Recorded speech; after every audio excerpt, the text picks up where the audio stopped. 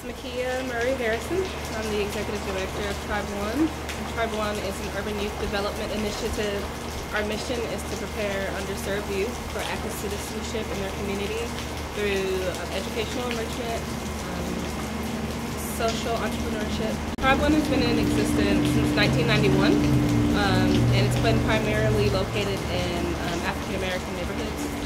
And so it's moved from kind of northwest Knoxville to East Knoxville, but it's always had the same focus.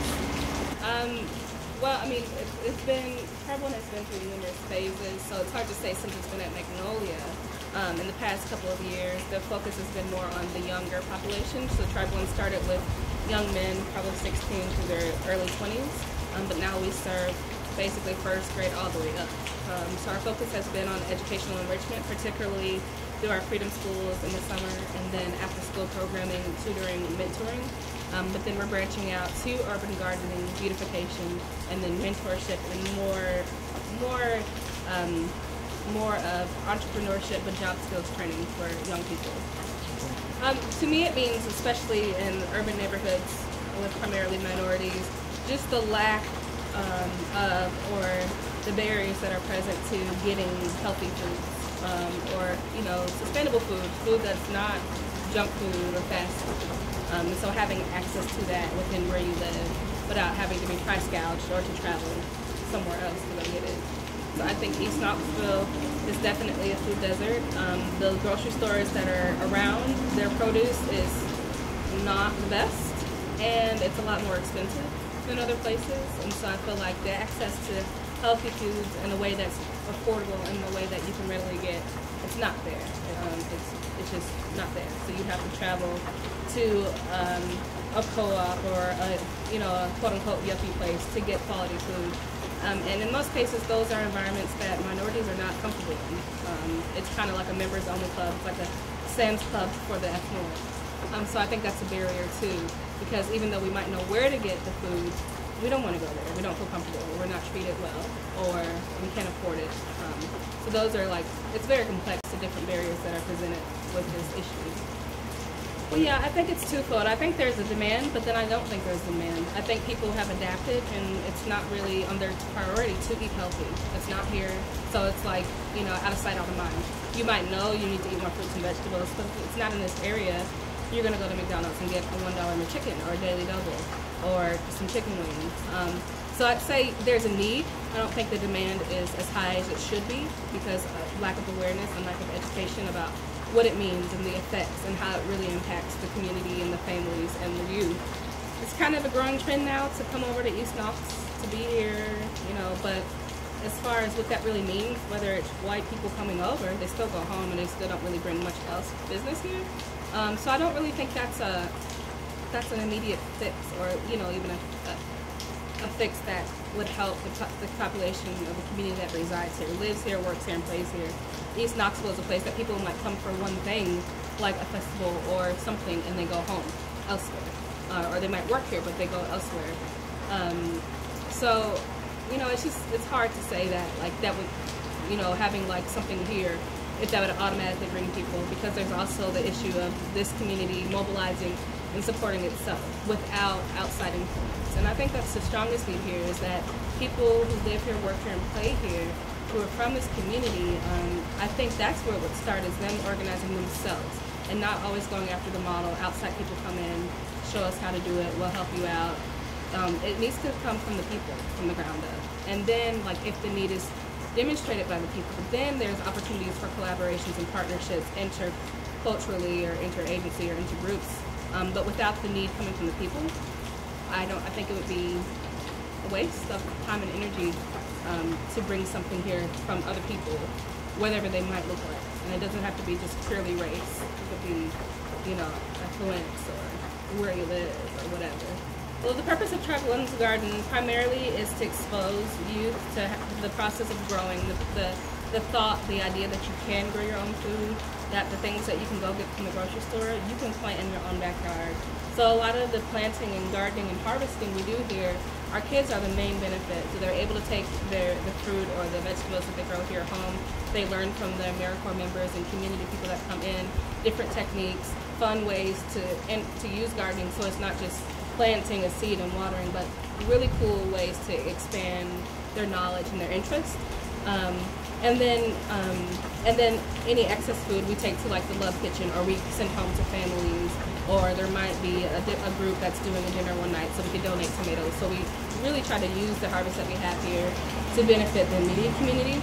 Although this space is small, now we're in the process of applying for grants for our vacant lot, which is just beyond this property, for a larger raised garden, which would give us space and opportunity and funding to collaborate more, to have intergenerational projects. So senior citizens in this community, which there's a large segment of, for them to be able to come out and work hands-on with youth, or work hands-on with young people in a safe setting, for high school students to come out, for just parents to come out and have space and have hands-on. So since there are not that many beds right now, we aren't able to collaborate as much with the community as we would like to, but that's in our plan in the next year to have a larger garden plot.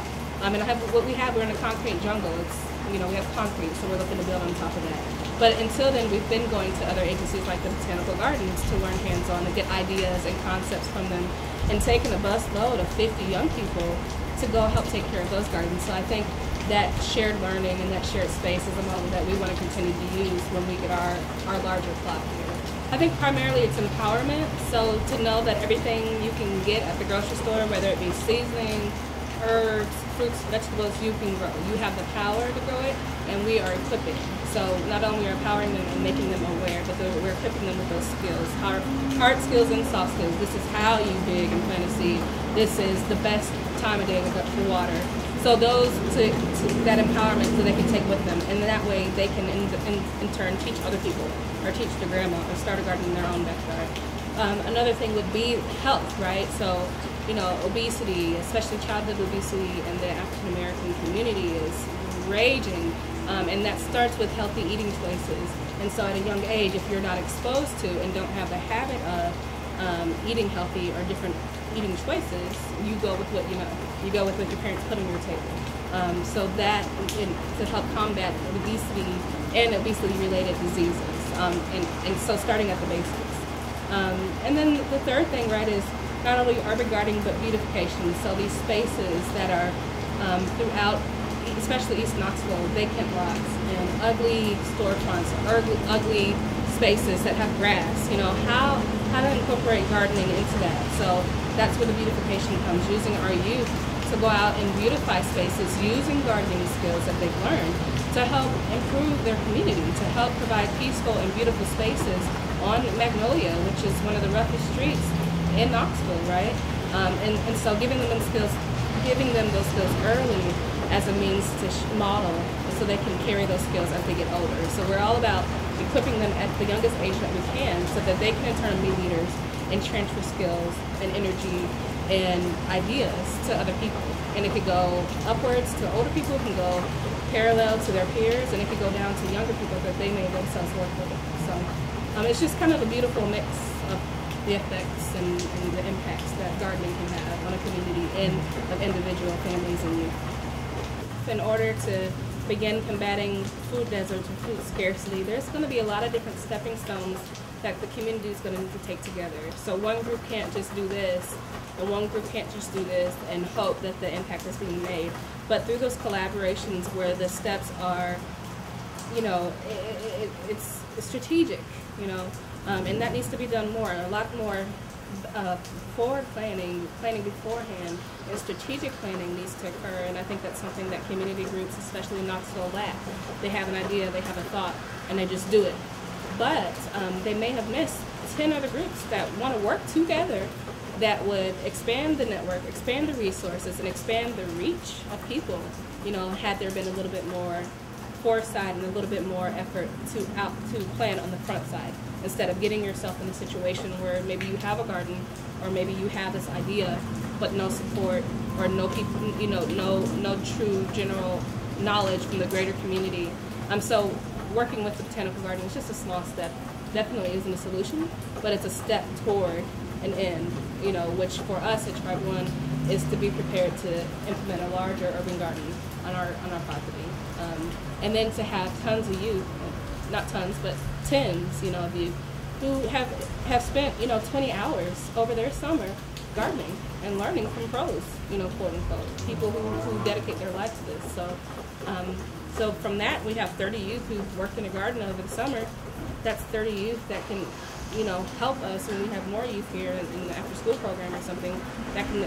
Now we have 60 youth, now we have 90 youth, now we have 50 families. So it's just small incremental steps, I think, is what it's going to take. It's not going to be overnight. It's not going to be next year. We might plant 50 gardens, right? But will we have the impact that we really want, which is really helping our community? We can have beautiful gardens, but if we aren't purposeful about the strategy, they'll just be beautiful gardens with no impact, Mm-hmm. There's a lot of double-edged swords in this kind of work, right? I mean, on one hand, you have a great idea and a great need, and so you have the need and you have the solution, so of course it's going to work, but it always doesn't. So what I'm trying to do, I'm really more so doing a long-term needs assessment. So, our parents, they'll come out and eat what their kids cooked, but they won't come out and help in the garden. So that tells me, well, maybe if for parents, maybe their end is cooking healthy, the impetus for financial, gain, I think that's a great idea too for the youth, right? But that means still that people are going to come out and support them to have that gain. In Greene County, that's a different demographic. It's more of a rural setting. People are more used to the whole farmers market idea. I guarantee you, 75% of the people in this community, maybe 50, know of farmers markets, when they're happening, and where they're at. That's just not knowledge that I won't say is needed, but it's not readily tangible. I don't see farmers market toasters up and down Magnolia, and don't know that people will go to it. Although it's like a no-brainer. Gosh, you can get food, it's organic, it's locally grown, that makes sense, right? But when people have so many other stressors and barriers, like I need gas to make it down the street to pick up my kids from school. Unfortunately, even though farmers market is great and it'll help them, will they actually use it? So I just think it's not a quick fix.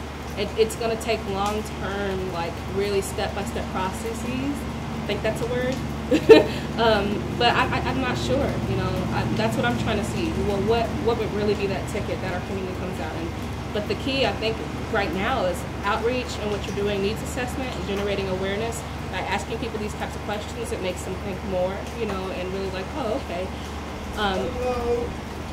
Hi. And it needs to be a lot of people not like me. So I consider myself privileged because I'm in the position of leadership. I'm educated. I have the privilege of going to things like the Birdhouse or to Highlander. So that's privilege to me, right? Even though it's not monetary.